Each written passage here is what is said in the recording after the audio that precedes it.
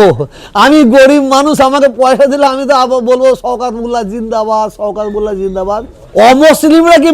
অমুসলিমরা কি মুসলমানদের শত্রু? তার চেয়ে 100 গুণ শত্রু হচ্ছে মুসলমানদের শওকত মোল্লা। তৃণমূলের কিছু এমএলএ একটা বার সিপিএম, এই একটা বার বিজেপিতে দিয়ে আছে, আর একটা তৃণমূল টিকিট না দিলে বলে আমি বিজেপিতে যাবো। তৃণমূলের যারা 2 নম্বর আছে তারা আমার এই বক্তব্য শুনে খুশি হবে না, কারণ তাদের ন্যাজে পা দিচ্ছি, ন্যাজে পা দিচ্ছি, তাদের পেটে পা দিচ্ছি। আপনি দেখেন না, এবার টিকিটটা ঘোষণা করো, কত বেইমান খুঁজে পাবে মমতা ব্যানার্জি বারে। তৃণমূলের কিছু এমএলএ একটা বার সিপিএম, এই একটা বার বিজেপিতে দিয়ে আছে, আর একটা তৃণমূল টিকিট না দিলে বলে আমি বিজেপিতে যাব। কিন্তু কোনো মুসলমান এই কথা মুসলমান এমএলএ এই কথা বলবে না, ওরা ব্ল্যাকমেল করছে। শওকত মোল্লা মুসলমান কে বলে আপনাকে?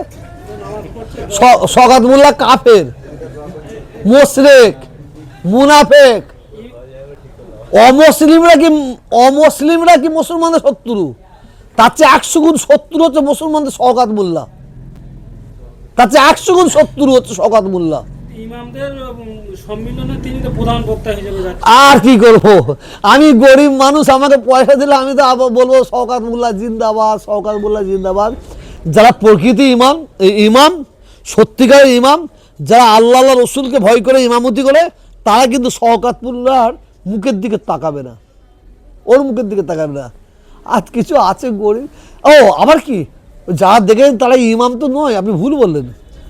অনেককে টুপি মাথায় দিয়ে দাড়িওয়ালা লোককে সাজিয়ে দিয়ে ইমাম সাজানো হয়েছে, এইটা তো আর বলতে ভুলে গেছিলাম। আর তারা এসেছিল আমার কাছে, যারা সাজিয়ে নিয়ে গেছিলো, ওরা বলছে হুজুর গেলাম, আমাদের জোর করে নিয়ে গেল, ওই একটা করে নুঙ্গি আর এসব সব দিয়েছে, বলে ওইটা দিয়ে চলে গেল।